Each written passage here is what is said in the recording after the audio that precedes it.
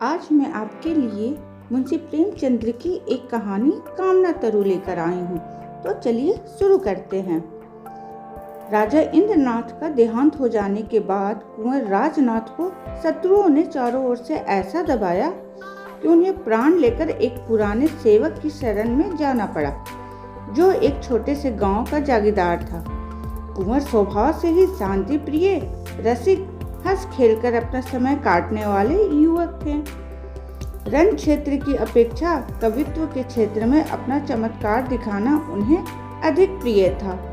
रसिक जनों के साथ किसी वृक्ष के नीचे बैठे हुए काव्य चर्चा करने में जो आनंद मिलता था, वह शिकार और राज दरबार में नहीं। इस पर्वतमालाओं से घिरे हुए गांव में आकर उन्हें जिस शांति और आनंद का अनुभव हुआ, उसके बदले वह ऐसे ऐसे कई राज्य त्याग कर सकते थे।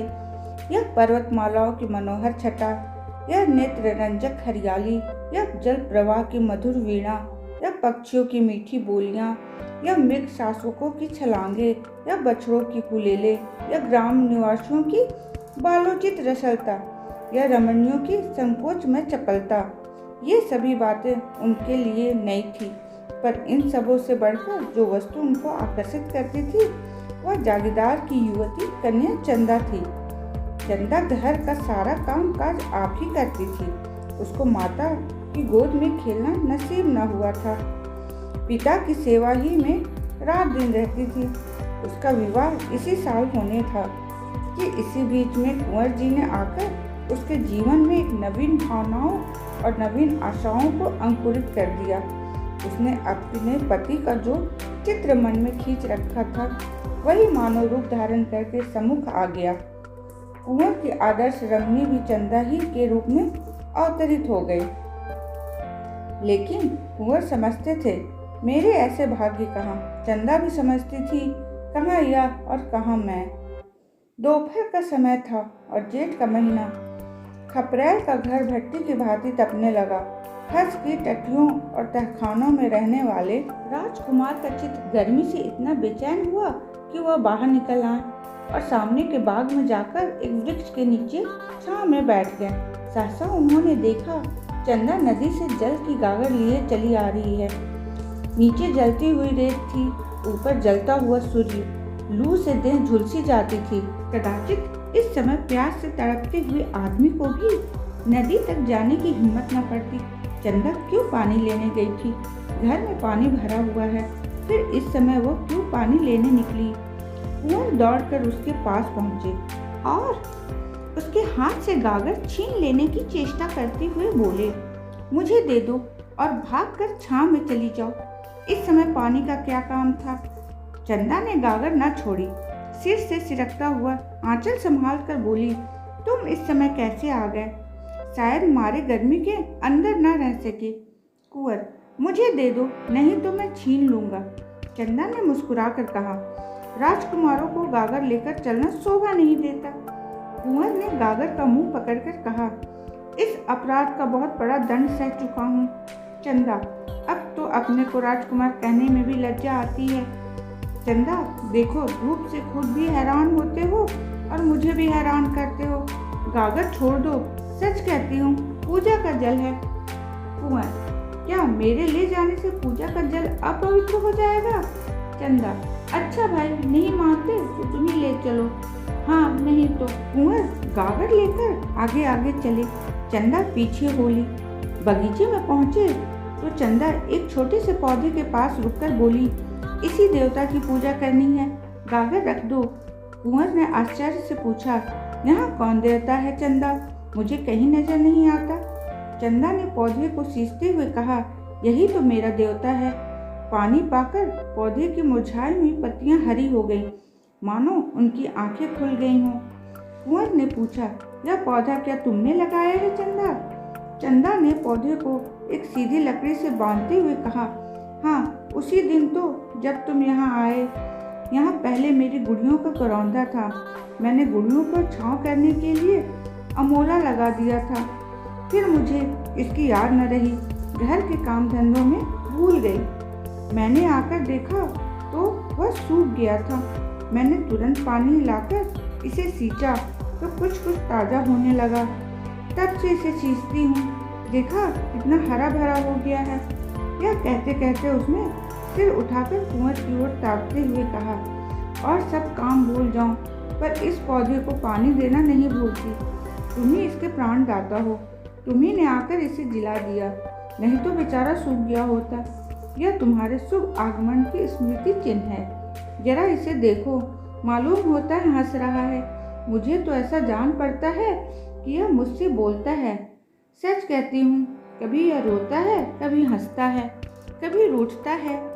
आज तुम्हारा लाया हुआ पानी पाकर यह फूल नहीं समाता, एक एक पत्ता तुम्हें धन्यवाद दे रहा है। कुंवर को ऐसा जान पड़ा मानो वो पौधा कोई नन्हा सा क्रियाशील बालक है। जैसे चुंबन से प्रसन्न होकर बालक गोद में चढ़ने के लिए दोनों हाथ फैला देते हैं, उसी भांति यह पौधा भी हाथ फैलाया जान पड़ा। उसके एक एक अणु में चंदा का प्रेम झलक रहा था। चंदा के घर में खेती के सभी औजार थे। कुंवर एक फावड़ा उठा लाए और पौधे का एक थाल बनाकर चारों ओर से ऊंची ऊंची मेड़ बना दी। फिर खुरपी लेकर अंदर की मिट्टी को गोड़ दिया। पौधा और भी लहलहा उठा। कुंवर ने मुस्कुरा कर कहा, हाँ, कहता है अम्मा की गोद में बैठूंगा। चंदा नहीं कह रहा है, इतना प्रेम कर कर फिर भूल न जाना। मगर कुंवर को अभी राजपुत्र होने का दंड भोगना बाकी था। शत्रुओं को न जाने कैसे उनकी टोह मिल गई। इधर तो हित चिंतकों की आग्रह से विवश होकर बूढ़ा कुबेर सिंह चंदा और कुंवर के विवाह की तैयारियां कर रहा था। उधर शत्रुओं का एक दल सिर पर आ पहुंचा। कुंवर ने उस पौधे के आसपास फूल पत्ते लगाकर एक फुलवारी सी बना दी थी। पौधे को सींचना अब उसका काम था। प्रातः काल वह कंधे पर कांवर रखे नदी से पानी ला रहे थे कि 10-12 आदमियों ने उन्हें रास्ते में घेर लिया। कुबेर सिंह तलवार लेकर दौड़ा, लेकिन शत्रुओं ने उसे मार गिराया। अकेले अस्त्रहीन कुंवर क्या करता?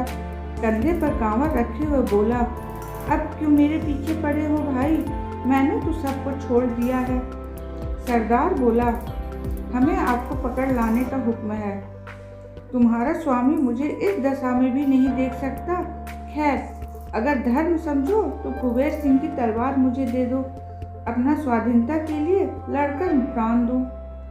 इसका उत्तर यही मिला कि सिपाहियों ने कुंवर को पकड़कर मुश्किल कस दी और उन्हें एक घोड़े पर बिठाकर घोड़े को भगा दिया।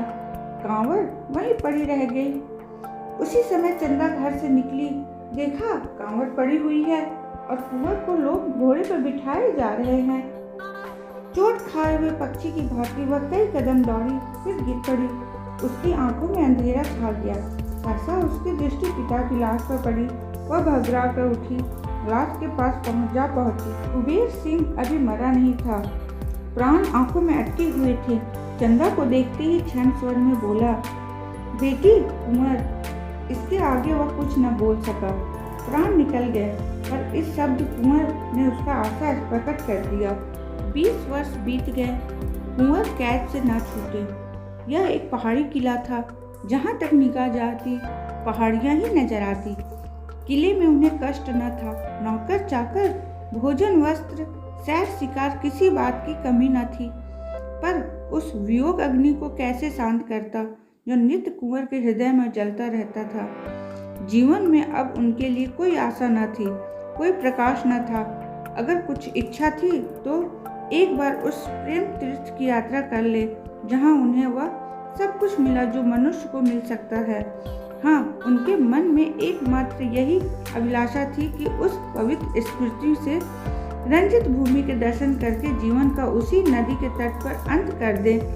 वही नदी का किनारा, वही वृक्षों का कुंज, वही चंदा का छोटा सा सुंदर घर उसकी आंखों में फिरा करता, और वही पौधा जिसे उन दोनों ने मिलकर सींचा था। उसमें तो मानो उसके प्राण ही बसते थे।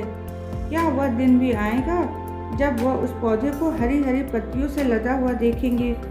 कौन जाने वह अब है भी या सूख गया। कौन अब उसको सींचता होगा? चंदा इतने दिनों अविवाहित थोड़ी ही बैठी होगी। ऐसा संभव भी तो नहीं। उसे अब मेरी सूध भी न होगी। हाँ, शायद कभी अपने घर की याद खींच लाती हो तो पौधों को देखकर उसे मेरी याद आ जाती हो। मुझ जैसे अभागी के लिए इससे अधिक वह और कर ही क्या सकती है। उस भूमि को एक बार देखने के लिए वह अपना जीवन दे सकता था, पर यह अभिलाषा न पूरी होती थी। एक युग बीत गए। शोक और नैराश्य ने उठती जवानी को कुचल दिया। न आंखों में ज्योति रही, न पैरों में शक्ति। जीवन क्या था? बस जीवन का आधार एक अभिलाषा थी, एक सुखद स्वप्न जो जीवन में न जाने कब उसने देखा था। एक बार फिर वही स्वप्न देखना चाहता था। फिर उसकी अभिलाषाओं का अंत हो जाएगा। उसे कोई इच्छा न रहेगी। सारा अनंत भविष्य, सारी अनंत चिंताएं इसी स्वप्न में लीन हो जाती थी। उसके रक्षकों को अब उसकी ओर से कोई शंका न थी। उन्हें उस पर दया आती थी। रात को पहरे पर केवल कोई एक आदमी रह जाता था और लोग मीठी नींद सोते थे। कुंवर भाग जा सकता था। उसकी कोई संभावना, कोई शंका न थी। यहाँ तक कि एक दिन यह सिपाही भी निशंक होकर बंदूक लिए लेट रहा। निंद्रा किसी हिंसक पशु की भांति ताक लगाए बैठी थी। लेटते ही टूट पड़ी। कुंवर ने सिपाही की नाक की आवाज़ सुनी। उसका हृदय बड़े वेग से उछलने लगा। यह अवसर आज कितने दिनों के बाद मिला था। वह उठे, मगर पांव थर-थर कांप रहे थे। बरामदे के नीचे उतरने का साहस न हो सका। कहीं इसकी नींद खुल गई तो हिंसा उनकी सहायता कर सकती थी। सिपाही के बगल में उसकी तलवार पड़ी थी, पर प्रेम का हिंसा से बैर है। कुंवर ने सिपाही को जगा दिया। वह चौंक कर उठ बैठा। रहा सहा संशय भी उसके दिल से निकल गया। दूसरी बार जो सोया तो खराटे लेने लगा। प्रातःकाल जब उसकी निंद्रा टूटी तो उसने लपक कर कुंवर के कमरे में झांका। कुंवर का पता न था। कुंवर इस समय हवा के घोड़े पर सवार कल्पना की द्रुत गति से भगा जा रहा था, उस स्थान को जहां उसने सुख स्वप्न देखा था। किले में चारों ओर तलाश हुई। नायक ने सवार दौड़ाए, पर कहीं पता न चला। पहाड़ी रास्तों का कटना कठिन था। उस पर अज्ञातवास की कैद, मृत्यु के दूत पीछे लगे हुए, जिनसे बचना मुश्किल। कुंवर को कामना तीर्थ पहुंचने में महीनों लग गए। जब यात्रा पूरी हुई तो कुंवर में एक कामना के सिवा और कुछ शेष न था। दिन भर की कठिन यात्रा के बाद जब वह उस स्थान पर पहुंचे तो संध्या हो गई थी, जहां बस्ती का नाम भी न था। 2-4 टूटे फूटे झोपड़े उस बस्ती के चिन्ह स्वरूप शेष रह गए थे। वह झोपड़ा जिससे कभी प्रेम का प्रकाश था, जिसके नीचे उन्होंने जीवन के सुखमय दिन काटे थे, जो उनकी कामनाओं का आगार और उपासना का मंदिर था, अब उनकी अभिलाषाओं की भांति भग्न हो गया था। झोपड़े की भग्न अवस्था मुख भाषा में अपनी करुण कथा सुना रही थी। कुंवर उसे देखते ही चंदा चंदा पुकारते हुए दौड़े। उन्होंने उस रज को माथे पर मला, मानो किसी देवता की विभूति हो, और उनकी टूटी हुई दीवारों से चिपटकर बड़ी देर तक रोते रहे। हाय रे अभिलाषा, यह रोने के लिए इतनी दूर से आए थे। रोने की अभिलाषा इतने दिनों से उन्हें विकल कर रही थी, पर इस रुदन में भी कितनी स्वर्गीय आनंद था। क्या समस्त संसार का सुख इन आंसुओं की तुलना कर सकता था? तब वह झोपड़े से निकले। सामने मैदान में एक वृक्ष हरे हरे नवीन पल्लों को गोद में लिए मानो उनका स्वागत करने खड़ा था। यह वह पौधा था जिसे आज से 20 वर्ष पहले दोनों के आरोपित किया था। कुंवर उन्मत्त भांति दौड़े और जाकर उस वृक्ष से लिपट गए, मानो कोई पिता अपने मातृहीन पुत्र को छाती से लगाए हुए हो। यह उसी प्रेम की निशानी है, उसी अक्षय प्रेम की, जो इतने दिनों के बाद आज इतना विशाल हो गया है। कुंवर का हृदय ऐसा हो उठा मानो इस वृक्ष को अपने अंदर रख लेगा, जिसमें उसे हवा का झोंका भी न लगी। उसे एक एक पल्लव पर चंदा की स्मृति बैठी हुई थी। पक्षियों का इतना रम्य संगीत क्या कभी उन्होंने सुना था? उनके हाथों में दम न था। सारी देह भूख प्यास और थकान से स्थिर हो रही थी, पर वह उस वृक्ष पर चढ़ गए। इतनी फुर्ती से चढ़े कि बंदर भी न चढ़ता। सबसे ऊंची फुनगी पर बैठकर उन्होंने चारों ओर गर्वपूर्ण दृष्टि डाली। यही उनकी कामनाओं का स्वर्ग था। सारा दृश्य चंदामय हो रहा था। दूर की नीली पर्वत श्रेणियों पर चंदा बैठी गा रही थी। आकाश में तैरने वाली लालिमाई नौकाओं पर चंदा ही उड़ी जाती थी। सूर्य की श्वेत पीठ प्रकाश की रेखाओं पर चंदा ही बैठी हंस रही थी। कुंवर के मन में आया, पक्षी होता तो उन्हीं डालियों पर बैठा हुआ जीवन के दिन पूरे करता। जब अंधेरा हो गया तो कुंवर नीचे उतरे और उसी वृक्ष के नीचे थोड़ी सी भूमि झाड़ कर पत्तियों की सैया बनाई और लेटे। यही उनके जीवन का स्वप्न था। हाय, यह वैराग्य! अब वह इस वृक्ष की शरण छोड़कर कहीं न जाएंगी। दिल्ली की तख्त के लिए भी वह इस आश्रम को न छोड़ेंगे। उसी निघ्न अमर चांदी में सहसा एक पक्षी आकर उस वृक्ष पर बैठा और दर्द में डूबे हुए स्वरों में गाने लगा। ऐसा जान पड़ा मानो वह वृक्ष सिर ढूंढ रहा है। यही नीरव रात्रि उसके वेदनामय संगीत से हिल उठी। कुंवर का हृदय इस तरह ऐंठने लगा मानो वह फट जाएगा। स्वर में करुणा और वियोग के तीर से भरे हुए थे। आह पक्षी, तेरा भी जोड़ा अवश्य बिछुड़ गया है, नहीं तो तेरे राग में इतनी व्यथा, इतना विषाद, इतना रुदन कहाँ से आता। कुंवर के हृदय के टुकड़े हुए जाते थे। एक एक स्वर तीर की भांति दिल को छेद डालता था। वह बैठे न रह सके, उठकर एक आत्मविस्मृति की दशा में दौड़े हुए झोपड़े में गए। वहां से फिर वृक्ष के नीचे आए।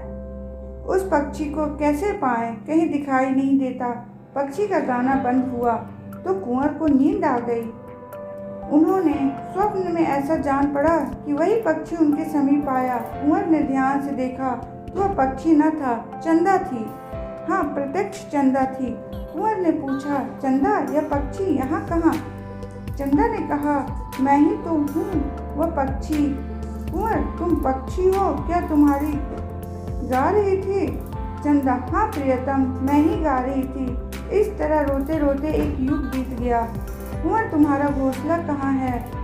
चंदा, उसी झोपड़े में जहाँ तुम्हारी खाट थी, उसी खाट के बान में मैंने अपना घोंसला बनाया है। कुंवर, और तुम्हारा जोड़ा कहाँ है? चंदा, मैं अकेली हूँ। चंदा को अपने प्रियतम के स्मरण करने में, उसके लिए रोने में जो सुख है वह जोड़े में नहीं। मैं इसी तरह अकेली रहूंगी और अकेली मरूंगी। कुंवर, मैं क्या पक्षी नहीं हो सकता? चंदा चली गई। कुंवर की नींद खुल गई। उषा की लालिमा आकाश पर छाई हुई थी और वह चिड़िया कुंवर के सैया के समीप एक डाल पर बैठी चहक रही थी।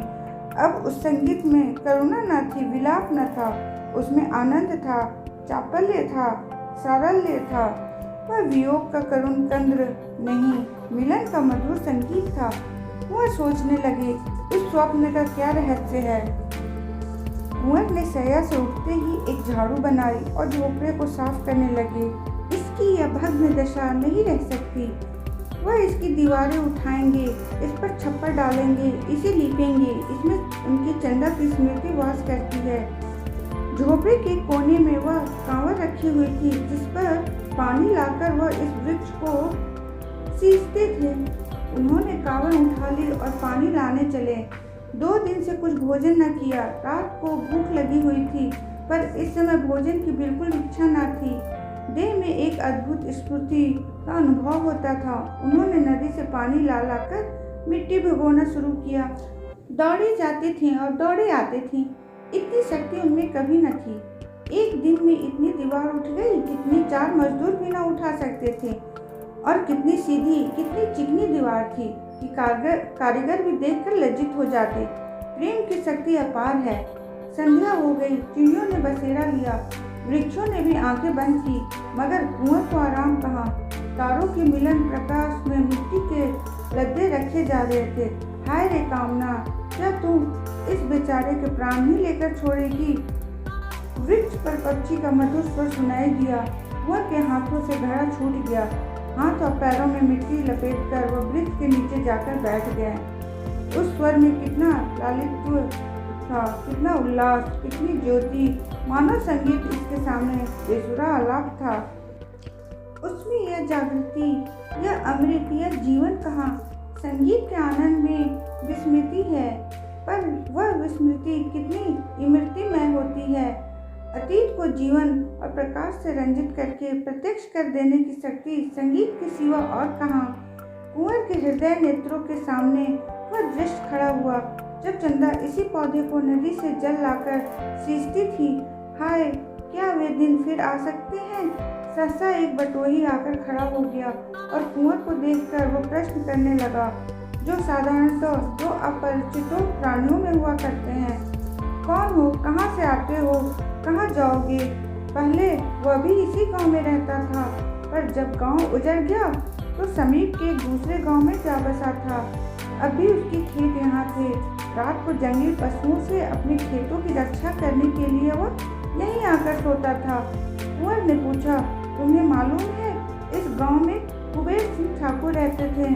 किसान ने बड़ी उत्सुकता से कहा, हाँ भाई, जानता क्यों नहीं, बेचारे यहीं तो मारे गए। तुमसे भी क्या जान पहचान थी? कुंवर, हाँ, उन दिनों कभी कभी आया करता था। मैं भी राजा की सेना में नौकर था, उनके घर में और कोई न था। किसान, अरे भाई, कुछ न पूछो, बड़ी करुणा कथा है। उसकी स्त्री तो पहले ही मर चुकी थी, केवल लड़की बच रही थी। आह, कैसी सुशील, कैसी सुघड़ वह लड़की थी। उसे देखकर आंखों में ज्योति आ जाती थी, बिल्कुल स्वर्ग की देवी जान पड़ती थी। जब कुबेर सिंह जीता था तभी कुंवर राजनाथ यहाँ भाग कर आए थे और उसके यहाँ रहे थे। उस लड़की की कुंवर से कहीं बातचीत हो गई। जब कुंवर को शत्रुओं ने पकड़ लिया तो चंदा घर में अकेली रह गई। गांव वाले ने बहुत चाहा कि उसका विवाह हो जाए, उसके लिए वरों की कमी न थी। भाई, ऐसा कौन था जो उससे पाकर अपने को धन्य न मानता, पर वह किसी से विवाह करने पर राजी न हुई। यह पेड़ तो तुम देख रहे हो, तब छोटा सा पौधा था, इसके आसपास फूलों की क्यारियां थी। नन्ही को गोड़ने और निहारने सींचने में उसका दिन कटता था। बस यही कहती थी, हमारे कुंवर साहब आते होंगे। कुंवर की आंखों में आंसू की वर्षा होने लगी। मुसाफिर ने जरा दम लेकर कहा, दिन दिन भूलती जाती थी। तुम्हें विश्वास न आएगा भाई, उसने 10 साल इसी तरह काट दिए। इतनी दुर्बल हो गई थी कि पहचान ही न जाती थी, पर अब भी उसे कुंवर साहब के आने की आशा बनी हुई थी। आखिर एक दिन इसी वृक्ष के नीचे उसकी लाश मिली। ऐसा प्रेम कौन करेगा भाई? कुंवर न जाने मरे कि जिए। कभी उन्हें इस विरहनी की याद भी आती है कि नहीं, पर इसने तो प्रेम को ऐसा निभाया जैसा चाहिए। कुंवर को ऐसा जान पड़ा मानो हृदय फटा जा रहा है। वह कलेजा थाम कर बैठ गया। मुसाफिर के हाथ में एक सुलगता हुआ उपला था। उसने चिल्लम भरी और 2-4 दम लगाकर बोला, उसके मरने के बाद यह घर गिर गया। गांव पहले से उजाड़ था, अब तो और भी सुनसान हो गया। 2-4 आदमी यहाँ आ बैठते थे, अब तो चिड़िया पूत भी यहाँ नहीं आता। उसके मरने के कई महीनों के बाद यही चिड़िया इस पेड़ पर बोलती हुई सुनाई दी। तब से बराबर इसे यहाँ बोलते सुनता हूँ। रात को सभी चिड़िया सो जाती हैं, पर यह रात भर बोलती रहती है। इसका जोड़ा कभी नहीं दिखाई दिया, बस फुटैल है, दिन भर उसी झोपड़े में पड़ी रहती है। रात को इस पेड़ पर आकर बैठती है, मगर इस समय इसके गाने में कुछ और ही बात है, नहीं तो सुनकर रोना आता है। ऐसा जान पड़ता है मानो कोई कलेजों को महसूस रहा है। मैं तो कभी कभी पड़े पड़े रो दिया करता हूँ। सब लोग कहते हैं कि यह वही चंदा है, अब भी कुंवर के वियोग में विलाप कर रही है। मुझे भी ऐसा ही जान पड़ता है। आज जाने क्यों मग्न है।